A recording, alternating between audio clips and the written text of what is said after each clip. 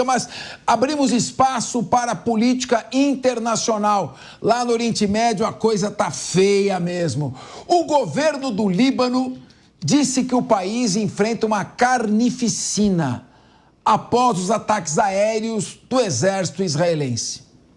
Os hospitais estão lotados com feridos e os corpos não param de chegar. O Ministério da Saúde afirma que a maioria dessas vítimas são mulheres e crianças. Nosso correspondente internacional, Luca Bassani, chega ao vivo direto de sua luxuosa biblioteca em Munique, aqui no nosso Linha de Frente. Provavelmente devem ser 19 horas e 59 minutos por lá. A chance de troca de fogo, ainda nesta quinta-feira, Luca, Israel vai invadir mesmo o Líbano. Nesse caso, teremos uma guerra no estilo Rússia-Ucrânia, chamada meat grinder, moedor de carne, guerra de atrito. Quero te ouvir. Boa tarde a você, Capês. Bom estar de volta aqui no Linha de Frente. E realmente aquilo que a gente vê durante as últimas semanas é o desenrolar de uma situação muito parecida com o que já aconteceu historicamente no Líbano. Vale a gente ressaltar que no começo da década de 80, mais precisamente em 1982, houve já uma invasão de Israel dentro do Líbano, naquele contexto em que os grupos palestinos, principalmente a Frente pela Libertação da Palestina, naquele momento liderada por Yasser Arafat, estavam cada vez mais fortes dentro do Líbano e representavam também uma ameaça ao norte de Israel. Nós sabemos que o Hezbollah, um grupo fundamentalista xiita, ao contrário do Hamas, que é sunita, tem crescido cada vez mais em seu poder e, ao contrário do que muitos pensam que seria relativamente parecida com a guerra em Gaza, muitos analistas apontam para uma situação ainda mais difícil, porque estamos falando de cerca de 100 mil homens do Hezbollah, em comparação com 25, 30 mil do Hamas, além, é claro, de muitos armamentos mais pesados que o Irã foi concedendo, foi enviando para os libaneses do sul do Líbano durante os últimos 30 anos. Israel diz que esta operação ela é fundamental para garantir a completa segurança dos israelenses, principalmente no norte do país, muitos dos quais tiveram que deixar suas casas desde o começo da guerra com o Hamas, lá em outubro do ano passado, por conta de hostilidades na fronteira. É bom a gente ressaltar que há o governo do Líbano e há o Hezbollah. O Hezbollah ele é considerado por muitas nações do mundo como um grupo terrorista, fundamentalista xiita, mas dentro do Líbano ele também é uma entidade política que atua principalmente no sul do país, na região de Tira, lá no Vale do Bekaa, uma região histórica de onde vieram muitos dos libaneses brasileiros hoje que vivem no Brasil, descendentes de libaneses, uma região muito bonita do país, mas que foi tomada por ideias fundamentalistas e que até mesmo os próprios libaneses contestam a maneira como eles atuam dentro da política do país, sendo que vai em completo desencontro com aquilo que o Líbano representou historicamente, uma nação multi-religiosa, multiétnica, de grande tolerância, em que em alguns momentos ficou conhecida como a Paris do Oriente Médio, e hoje é um Estado falido, um país completamente perdido economicamente e também no aspecto da segurança pública. De acordo com o que foi revelado, Capês, esses últimos ataques que aconteceram nas últimas horas mataram mais 15 pessoas, somando a um contingente de mais de 560 mortos, dos quais aí 60 são crianças, de acordo com as autoridades da saúde locais, e revelam que essa guerra vai passar por um novo recrudescimento e pode ser uma nova fronte que demorará muito mais tempo para ser resolvido. Afinal, a gente já está aqui falando disso há cerca de um ano, né? A guerra na faixa de Gaza começou dia 6 de outubro, portanto, logo mais na semana que vem completaremos um ano deste terrível conflito que agora se espalha para outros cantos do Oriente Médio. Os Estados Unidos e outros países ocidentais e os próprios países árabes, Jordânia, Arábia Saudita, também Emirados Árabes Unidos, tentando conter todos os conflitos apenas para essa região, para que não se generalize, mas muitos acreditam que é tarde demais e esses resultados negativos na infraestrutura e na perda de vidas de pessoas acaba se mostrando cada vez mais frequente, como a gente vê nos noticiários todos os dias. Ô Luca Bassani, em 1982 era a OLP que lançava ataques em Israel a partir do sul do Líbano. O então ministro da Defesa, já falecido general Ariel Sharon, comandou uma operação desastrosa de invasão no Líbano, da qual resultou o massacre de Sabra el-Shatila, em 82. E era inicialmente para ficar um período limitado no tempo. Depois ficou 14 anos com trágicas consequências. Atentado terrorista contra as forças da ONU em 83, mais de 300 marinhos americanos morreram. Está sendo levada a sério a possibilidade de invasão do Líbano? Porque, segundo fontes, as forças de defesa de Israel desaconselharam essa como uma operação, ou seja, ficar mais na superioridade do poder aéreo israelense. Esse tipo de operação de guerra de atrito não seria exatamente aquilo que o Hezbollah queria? E, nesse caso, se houver a invasão e a guerra de atrito, o Irã pode se envolver, os Estados Unidos entram em apoio a Israel e nós estaremos, sim, diante de uma guerra com um quadro um pouco maior? O mundo caminha para a Terceira Guerra Mundial? A gente vê, Capês, que as forças de defesa de Israel e outros importantes analistas dessa questão do lado israelense dizem que o país estaria, sim, preparado para uma intervenção militar terrestre, uma invasão completa aos moldes de 1982 e teria capacidade bélica para tal. Outros dizem que o exemplo de 82, como você bem citou, foi tão desastroso e prejudicou tanto a imagem de Israel internacionalmente, com esses massacres, com o próprio Estado do Líbano, desde então sendo considerado um Estado falido, que nunca mais conseguiu se recuperar, que eles vão preferir priorizar os ataques aéreos, assim como estão fazendo, e operações de segurança, exemplo daquelas com os pagers, né, que explodiram, que pertenciam a pessoas ligadas ao grupo fundamentalista Hezbollah, e, portanto, essa seria uma operação um pouco mais demorada, porque também envolve maior inteligência, envolve maiores detalhes acontecendo ao longo prazo, o que poderia prolongar essa guerra também pelos próximos meses, quem sabe até o começo de 2025. Aquilo que a gente vê que, de fato, é novamente uma guerra de procuração.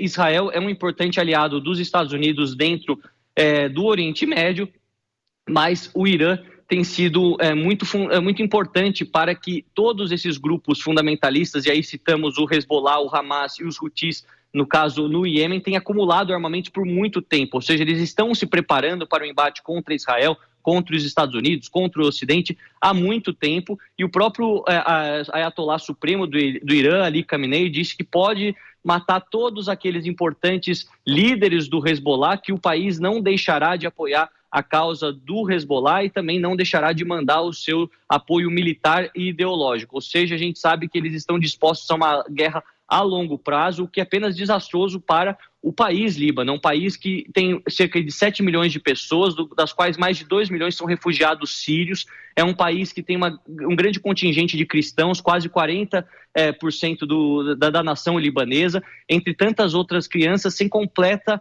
perspectiva de futuro. Desde a guerra em 82, a década de 90 foi muito difícil. Nós tivemos recentemente aquelas manifestações por maior transparência, a explosão do porto de Beirute.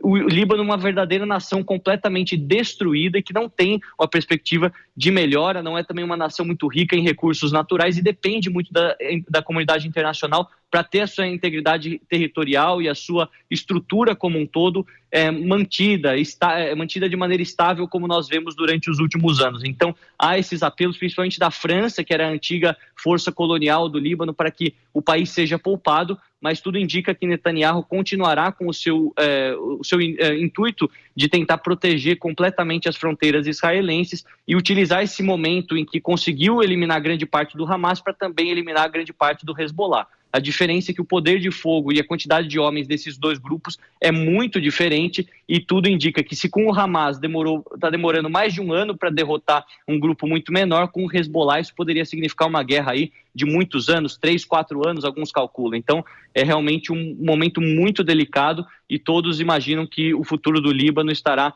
correndo um grande risco de ser bem sucedido, dados os últimos acontecimentos, como nós acabamos de citar aqui. Ô, Luca, 2 perguntas finais. A primeira é do professor José Milagre, que é especialista em direito digital. Como é que foi essa questão dos pagers? Como é que foi esses pagers explodindo?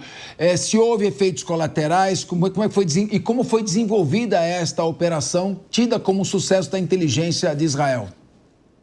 Olha, Capês, foram cerca de 40 pessoas que morreram, mas muitas pessoas feridas. Afinal, uma explosão pequena que acaba atingindo principalmente os usuários diretos desses dispositivos, né? Os pagers é uma tecnologia um pouco mais antiga para nós que estamos acostumados com os smartphones, acabaram matando muitas pessoas diretamente com as explosões dos seus bolsos ou simplesmente próximos dos seus ouvidos quando estavam para fazer a ligação, mas teve um efeito colateral desastroso, deixando aí mais de 1.000 pessoas feridas e também matando algumas inocentes. De qualquer maneira, mostrou que a Mossad e todos os outros importantes dispositivos de inteligência de Israel estão agora com capacidade de atuar dentro do Líbano e também de conseguir afetar uma tecnologia antiga, porque muitos desses grupos fundamentalistas, eles acabam não utilizando a internet, não utilizando os smartphones, não utilizando os GPS para tentar burlar qualquer tipo de espionagem mais moderna que Israel tem acesso, e nós sabemos quão sofisticado é o sistema, são os sistemas utilizados por Israel. Então isso mostra uma grande fraqueza do Hezbollah, colocou também o Irã de joelhos no aspecto da sua capacidade tecnológica, mas ao mesmo tempo reverberou muito mal pela questão de tantas pessoas inocentes que ficaram feridas, inclusive mulheres e crianças que estavam ao entorno desses membros próximos do Hezbollah. Eu acredito que sempre tem um aspecto mais simbólico. Israel tem tentado cada vez mais mostrar que em todas as frentes, sejam aquelas aéreas, sejam nas questões terrestres, nas questões da sua própria proteção com o domo de ferro, com conseguir fazer essas operações pontuais de matar membros específicos, seja na embaixada lá, no consulado em Damasco, seja em outras localidades, que tem essa superioridade, que eles não estariam protegidos em lugar nenhum do mundo. Acho que este é o principal intuito, para mostrar também que se precisassem ir para uma guerra total, estariam dispostos para isso, apesar da grande pressão da comunidade internacional para que isso não aconteça, e nós sabemos que a pressão sobre Israel, principalmente sobre Netanyahu e seus ministros, tem sido cada vez mais forte, principalmente dos seus aliados históricos ocidentais, como o Reino Unido, a França e os próprios Estados Unidos. A gente às vezes fica na dúvida do que é uma necessidade operacional e o que é uma necessidade política do Netanyahu. Então eu queria te fazer exatamente uma pergunta, não é minha pergunta. Eu quero fazer uma pergunta em nome desta mãe. Já temos a foto dela aqui? Muito bem, eu estive em Israel, esse menino chama Omer. O Omer estava naquela balada, né, aquela rave, quando houve o ataque do Hamas. Não há notícias dele, a mãe está em estado psicológico deplorável. Há outros reféns, foram 252 reféns, só alguns foram liberados. Como é que fica essa questão? Israel agora tem que lidar com a ameaça do norte do seu país, onde a cidade de Shiriak Shimoná foi completamente esvaziada, 60 mil pessoas deslocadas. E estaria, então, abrindo duas frentes? Como ficaria a questão de Gaza? Como fica o Hamas continua ali, retornando, inclusive, ao norte de Gaza? Como fica essa questão do ponto de vista também das famílias dos reféns e grande parte da população de Israel, que exige uma negociação para a volta desses reféns?